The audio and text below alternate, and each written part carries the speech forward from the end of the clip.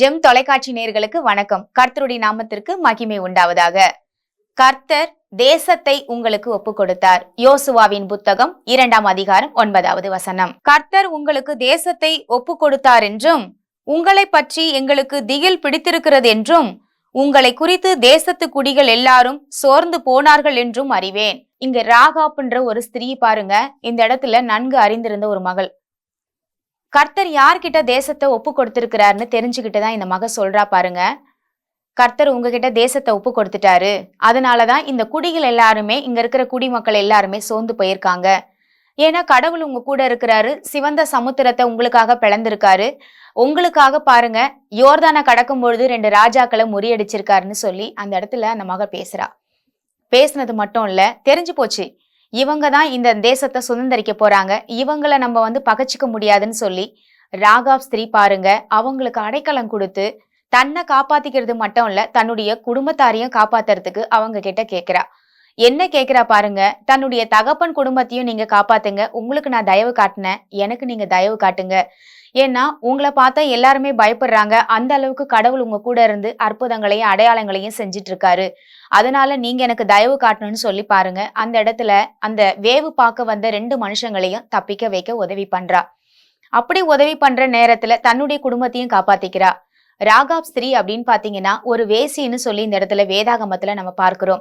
ஆனா வேசியான ஸ்திரீ பாருங்க தேவன் எவ்விதமாக பயன்படுத்துகிறார். ஞானம் உள்ளவளா இருந்திருக்கா, அங்க இருந்த விஷயங்களை கேள்விப்பட்டிருக்கா.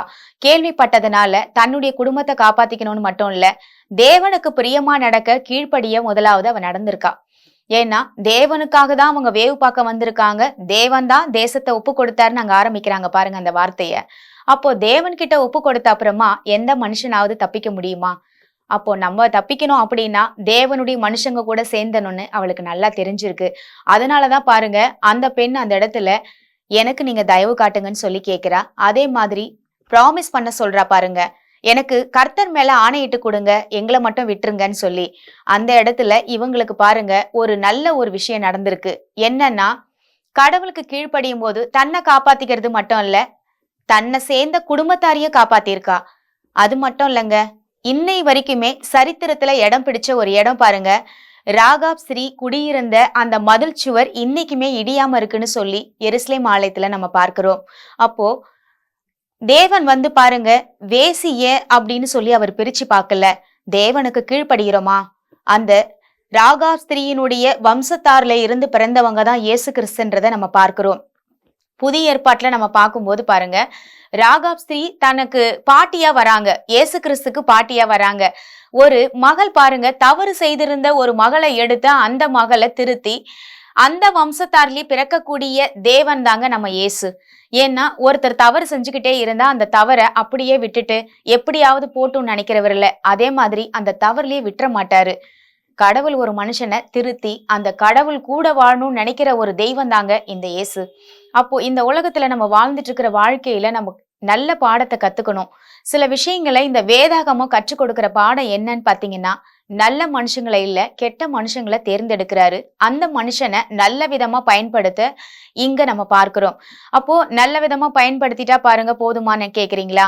அந்த நல்ல விதமா பயன்படுத்த சாதாரண விஷயமானங்க.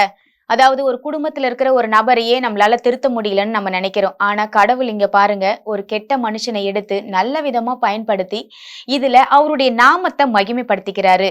அதனால இன்னைக்கு நம்ம என்ன செய்ய போறோம் அப்படின்னா, ராகாப் ஸ்திரீயினோட வாழ்க்கையில எப்படி அவ பாருங்க கடவுளுக்கு கீழ்ப்படிஞ்சு வேவு பார்க்க வந்த மனுஷங்கள்ட்ட அவ தயவு கேட்கிறாளோ, அதே போல இன்னைக்கு கர்த்தருடைய மனிதர்களை நாமும் மதிப்போம். அதுக்காக நம்ம செபிக்க போகிறோம். எங்கள் அன்பும் இரக்கமும் நிறைந்த நல்ல தகப்பனே, நாங்கள் மண்டையில் வருகிறோம் சுவாமி. இந்த நாட்கள்ல நாங்க பார்த்தோம் கர்த்தர் ஆண்டவரே தேசத்தை ஒப்பு கொடுத்தார் அப்படின்னு.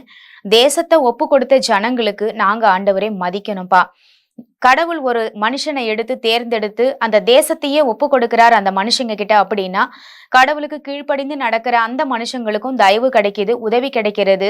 அது மாத்திரம் இல்ல தகப்பனே, அந்த இடத்துல அழிவிலிருந்து நீக்கப்பட்டு அந்த குடும்பத்தார் மாத்திரமே மீதியா இருந்தாங்க நாங்க பார்க்கிறோம்.